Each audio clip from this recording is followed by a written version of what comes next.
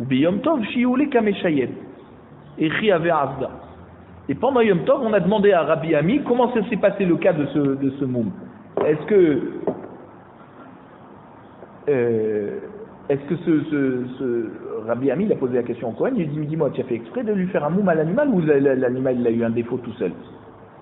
Et quand donc il a vérifié qu'il a vu qu'en fait l'animal a eu un défaut tout seul, alors là Rabbi Ami lui a permis. Mais il avait déjà vu le moum déjà hier. Simplement il voulait vérifier avec le Cohen s'il avait fait ce moum exprès ou pas.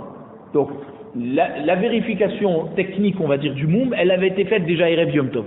Pendant Yom Tov, il a posé les questions à la personne pour savoir s'il n'avait pas fait une embrouille. Mais c'est pas qu'il a vérifié le moum pendant Yom Tov. Un jour, il y a eu un Kohen qui a amené un Bechor à Rava, à Paniad Ma'ale Yomatava, juste à l'entrée de Yom Tov. Et à ce moment-là, Havayativ Rava Bekahayat Reché. Rava, il était assis, il était en train de se faire un shampoing dans sa tête. Dali Aïné. Rava, il a levé les yeux. Vehazi les moumé. Et il voit le défaut.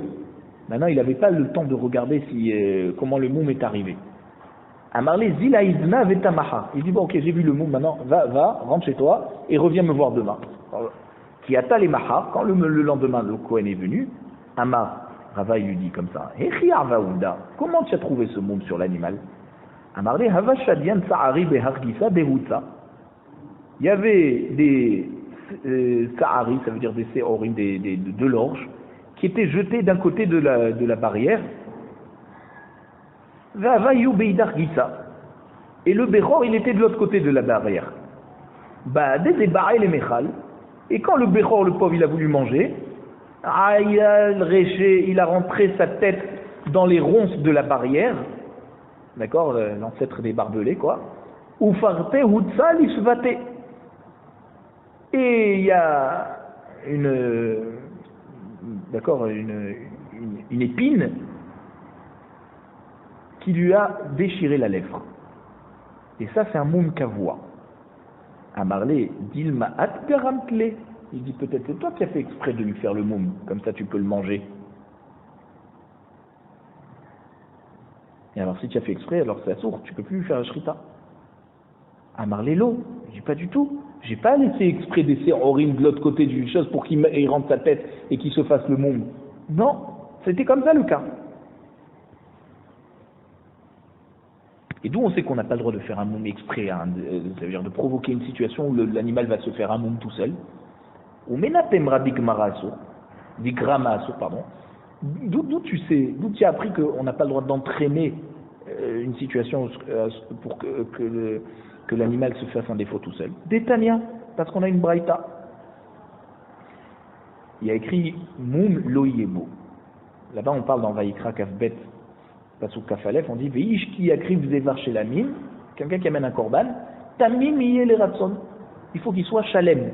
Kol Moum loyebo. Il ne doit pas avoir un seul défaut. En lié la chez loye haye bomoum. Donc de là, je peux apprendre de ce Pasuk que tu n'as pas le droit de lui faire un moum avec tes mains. Minaïm shelo igromlo aliyé davar acher. Qui te dit que tu n'as pas le droit aussi de provoquer une situation où le moum va se faire tout seul, mais grâce à la situation que tu as provoquée? Shelo yavi batseko devela viani achlo. C'est-à-dire, comment tu peux provoquer un moum? Par exemple, tu vas lui amener une pâte, de la pâte, ou une fille sèche, viani achlo, algabé aozen, et tu vas lui poser la pâte ou la fille sèche, tu vas la coller sur l'oreille de l'animal. Et alors, et le chien il va venir, il va lui prendre il va le mordre, il va lui arracher l'oreille. Talmud Lomar, kol moum. De là tu apprends que n'importe quel moum il ne doit pas y avoir. Ça veut dire amar moum, mais amar kol moum. Le passage qui te dit kol moum, il aurait pu te dire moum loyebo. Tu dois amener tamim, moum loyebo, sans défaut. Kol moum, ça veut dire même un moum que tu vas provoquer, qui va se faire tout seul, mais c'est toi qui vas provoquer la situation, que le chien il va mordre l'oreille de l'animal pour lui prendre la figue sèche, tu n'as pas le droit. Et donc on voit qu'il y a C'est pour ça qu'il lui a posé la question. Il a dit peut-être tu as fait exprès. Il dit d'où tu sais alors c'est quand même pas moi qui l'a fait le moule. Il s'est fait tout seul. C'est lui qui a rentré sa tête. Je lui ai pas rentré la tête. De là tu apprends que non, tu avais pas. Donc il lui a dit non, j'ai pas fait exprès. C'est arrivé comme ça. Donc il lui a autorisé de manger son bechor. Mishnah. La Mishnah nous dit Behema shemeta lo yedizena mimkoma. Alors comme la Mishnah d'avant, on avait parlé d'un bechor qui est tombé dans le trou, et on avait dit qu'il faut faire descendre l'expert dans le trou pour vérifier, tu n'as pas le droit de le faire monter parce que tu n'as pas le droit de te fatiguer pour rien, tu ne sais pas encore si tu vas pouvoir lui faire un shrita. Alors on te ramène un autre cas d'un animal kodesh, quoi, du Hekdesh, qui est mort pendant Yom Tov. Et donc tu ne peux plus le faire, c'est mouktsé. Et aussi une chala, une afrachat chala qu'on a pris, et qui a été rendue tamée, tu ne peux rien en faire pendant Yom Tov. Behema shemeta, lui il disait même commun. Un animal qui est mort tout seul pendant Yom Tov, tu n'as plus le droit de le bouger, il est mouxé. Un jour ils sont venus, dans un cas précis, demander à Rabbi Tarfon sur cet animal qui est mort pendant Yom Tov. Aussi, ils lui ont demandé aussi à propos d'une afrachat chala, d'un prélèvement de la chala, qui a été rendu tamé pendant Yom Tov. Qu'est-ce qu'on peut faire? Est-ce qu'on peut déplacer ou pas? Venichnat, les bêtes à midrash. Vesha'al. Rabbi Tarfon il est rentré au Beth Midrash, il a demandé au Chachamim. Ve'amroulo, lo yezizem imkomam. Ils lui ont dit, on n'a pas le droit de bouger. Pourquoi? C'est mouktsé. Le Kohen, il ne peut plus rien en faire avec cette chala, puisqu'elle est tméa. Donc c'est le Kohen qui mange la chala. Je ne peux pas lui donner quelque chose de tamé. D'accord? Et même que le Kohen, il a le droit au moins de l'utiliser pour la brûler. Et quand tu brûles une chala, ben le feu il est maintenu dans le four et tu peux faire cuire autre chose, de la trouma dessus par exemple. Et là on est pendant Shabbat, qu'est-ce que tu vas faire avec? Et là on est pendant Yom Tov aussi. Pendant Yom Tov, qu'est-ce qu'il va faire? C'est-à-dire, en semaine tu aurais le droit de la mettre sous le feu, d'accord, ou la donner au chien. Le Kohen aurait pu la donner au chien. Pendant Yom Tov tu peux pas, pourquoi? Parce qu'on n'a pas le droit de brûler quelque chose de Hekdesh pendant Yom Tov. Quelque chose de tamé, d'accord, ou une trouma qui est tamé, tu n'as pas le droit. C'est vrai que son dîme, c'est qu'elle doit être brûlée, mais attends la fin du Yom Tov. Pourquoi tu vas brûler quelque chose que de toute façon c'est pas pour consommer, tu peux rien en faire? Donc Chachamim ils ont dit à Rabbi Tarfon, tu peux rien en faire. Donc si tu peux rien en faire, mouktsé, on bouge pas, on ne se déplace pas. La Gemara nous dit, limatnan, est-ce qu'on va dire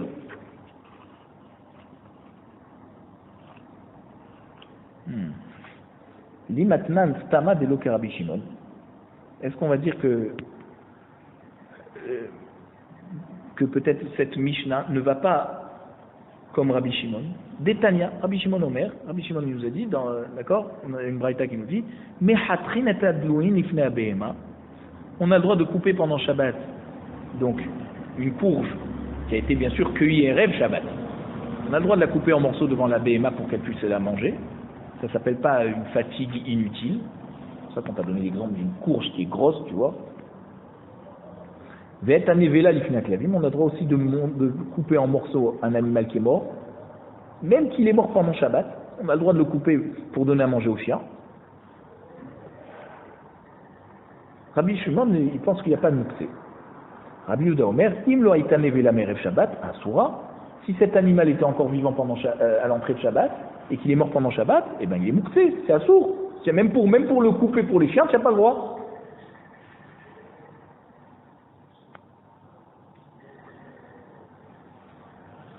Donc nous, dans notre Mishnah, ici, qu'on a enseigné que l'animal qui est mort pendant Yom Tov, elle est assour à Betziltul, c'est comme Rabbi Yehuda, pas comme Rabbi Shimon. Afilo tema Rabbi Shimon. La Gemara te dit, non, si tu veux, je te dis que même notre Mishnah ici, elle va comme Rabbi Shimon. Modé Rabbi Shimon, be ba'alei chaim shemetu she'asurim. Que là, c'est vrai que Rabbi Shimon il dit qu'en général il n'y a pas mouktsé. Mais dans un animal qui est mort pendant Yom Shabbat ou Yom Tov, d'accord? Et alors lui il va te dire que c'est mouktsé. Voilà, un balcha qui était bari, qui était en forme à l'entrée de Shabbat ou à l'entrée de Yom Tov. S'il est mort pendant Yom Tov, alors là même Rabbi Shimon va te dire c'est mouktsé. Pourquoi? Parce que Ben Hashmashot, tu n'avais pas du tout l'intention de le donner à manger au chien s'il meurt puisqu'il était bari. Or, il est mort pendant Yom Tov, alors c'était pas quelque chose que tu avais prévu de donner à manger au chien, donc tu n'as pas le droit pendant Yom Tov.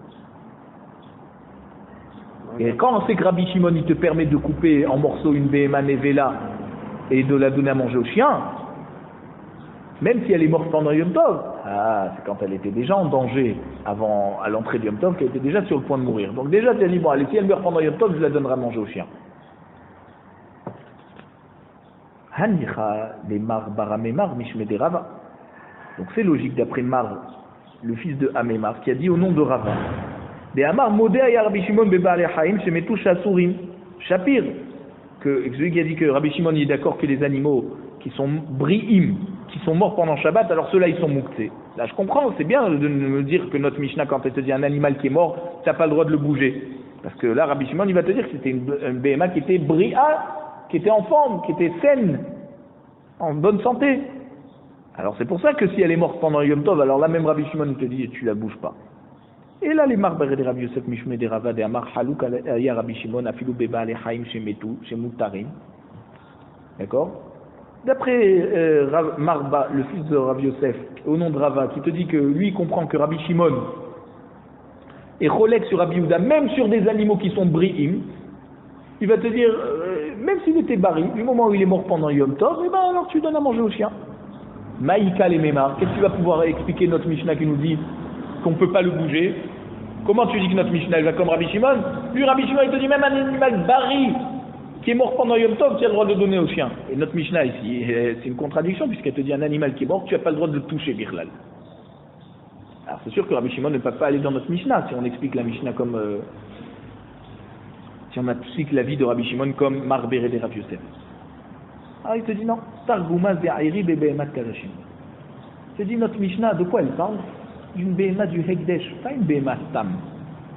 Une Behema du Hekdesh qui meurt toute seule, qu'est-ce qu'on doit lui faire? On doit l'enterrer. On n'a même pas le droit d'en tirer profit et de la donner à manger au chien. Tu dois l'enterrer. Donc comme tu ne peux pas l'enterrer pendant Yom Tov, alors ne la touche pas. C'est ça ce que parle notre Mishnah. C'est pas une Behema Stam. D'accord? Une Behema Stam, effectivement, Rabbi Shimon il te dit, même si elle était bria, si elle est morte pendant Yom Tov, tu peux la donner au chien. Mais c'est une Behema Choulin. Notre Mishnah parle d'une Behema Hekdesh. Daïkanami. Il dit, regarde, tu peux être médaillé de notre Mishnah, qu'on parle d'une Behemat Kodesh. Des katanés, parce qu'on a dit dans la Mishnah, Aleha, c'est quoi? Umaase vesha'alou et Rabbi Tarfon Aleha, ve'ala chala shenitmet. On t'a ramené chala, c'est un cas de Hekdesh, nachol? Et une Behema qui est morte aussi, qu'est-ce qu'il y a? Rabbi Tarfon, il ne connaît pas l'alacha, qu'est-ce qu'il y a besoin de rentrer au Beth Midrash pour poser la question? C'est parce que c'était une Behema Hekdesh. Il savait que Rabbi Shimon il permettait de manger une Behema au chien, de donner à manger au chien une Behema, mais pas Hekdesh. Est-ce que une Behema Hekdesh aussi, on va dire qu'on peut la déplacer? Là, c'était trop compliqué, il est rentré au Beth Midrash pour ça. Donc tu vois qu'on associe un cas de Chala qui est du Hekdesh avec une Behema. Donc forcément, même la Behema, il s'agissait d'une Behema Hekdesh.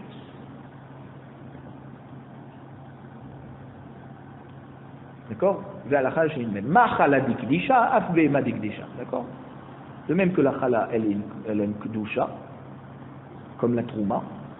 Alors la Behema qui est morte qu'on parle de la Mishnah, c'est une Behema de Hekdesh. Ok. Alors, de là tu vois que quoi? Alors c'est seulement une Behema Hekdesh qui est mouktée. Et la Ta'ama Deglisha, a des Choulin Sharia. Ça veut dire que seulement parce qu'elle est Hekdesh, tu n'as pas le droit de la déplacer. Mais si elle était Choulin, tu aurais le droit de la déplacer, de la donner à manger au chien. Comme Rabbi Shimon, ouais. Hanicha, les marberés de Rabbi Yosef Mishme de Rava de Amar Chalouk, Aya Rabbi Shimon, Achbe Bar Lechaim, Shemetu Shemutarim, Shapir. Là, ça va bien d'après marberés de Rabbi Yosef, qui est avec que Rabbi Shimon était cholek sur Rabbi Yehuda, même sur des animaux qui étaient en bonne santé, que s'ils sont morts pendant Shabbat, tu as le droit de les donner à manger au chien et ils ne sont pas mouctés. Là, c'est bon. On comprend là-bas que notre Mishnah nous parle de Bekodashim, Bematroulim, que tu peux donner au chien, alors elle n'est pas mouctée. Et là, les marberés des Marbishme des Rava, des Amarmodé, Aya Rabbi Shimon de Baal Chaim, Shemetu Sheasurim, Maïka les Mema. Mais d'après Marbara Mimar, qui a dit au nom de Rava que quoi? Que là, c'est Rabbi Shimon qui est modé à Rabbi Yehuda, si c'est un animal qui était bari à l'entrée de Shabbat, qui est mort pendant Shabbat, qui est devenu Nevela, que là, même Rabbi Shimon qui te dit en général un animal qui est mort pendant Shabbat, tu peux le donner à manger au chien, là il sera d'accord que là tu ne peux pas le donner à manger au chien. Alors quoi? Comment on va expliquer notre Mishnah? Tu vas dire que c'est Behemat Hekdesh, mais si c'est Behemat Choulin qui est morte pendant Yom Tov, on a dit on peut la donner à manger au chien. Ouais. Si c'est Behemat Hekdesh, alors c'est ni comme Rabbi Yehuda, ni comme Rabbi Shimon. La Gemara répond. Achabe Malkinan, Bemesukenet Betilakol. Notre Mishnah, quand elle te dit que tu l'as donné au chien, on parle qu'elle était en danger. Elle était sur le point de mourir à l'entrée de Yom Tov, et qui a dit, si elle meurt pendant Yom Tov, je la donnerai à manger au chien. Et là, tout le monde est d'accord, c'est-à-dire, d'après les deux avis sur Rabbi Shimon, soit d'après l'avis qui te dit que Rabbi Shimon il te dit que dans une Behema Bria qui est morte pendant Yom Tov, elle est Asura, soit d'après l'avis qui dit que Rabbi Shimon il te dit non, même là-dedans, Rabbi Shimon il permet, ouais, même si c'était Bria à l'entrée de Yom Tov, on parle d'une Behema. Notre Mishnah, elle parle d'une Behema qui était Mesoukenet Be'erev Yom Tov. Et là, tout le monde est d'accord que c'est là-bas qu'on parle d'une Behema Mesoukenet. Mais dans notre Mishnah, notre Mishnah, elle va comme Rabbi Shimon. C'est pour ça que nous, notre Mishnah, on a dit qu'on parle d'une Behema Kodashim. Que Behema Kodashim, c'est assourd de la déplacer. Mais Behema Tchoulin, Mesoukenet, elle n'est pas Neeseret Betiltoun si elle est morte pendant Yom Tov. Donc là-bas qu'on a dit tu peux la donner au chien, on parlait d'un animal qui était sur le point de mourir et qui était Choulin. Notre Mishnah qui te dit tu peux pas la toucher, on parle Bichla du Behema Hekdesh, qu'est-ce que tu vas en faire? Les chiens tu peux pas donner.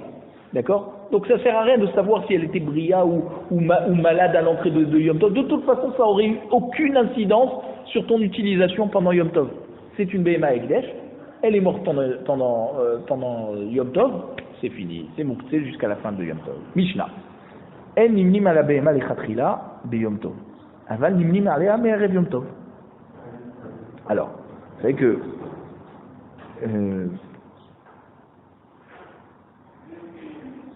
il y a des cas où on peut vendre un animal pendant Yom Tov.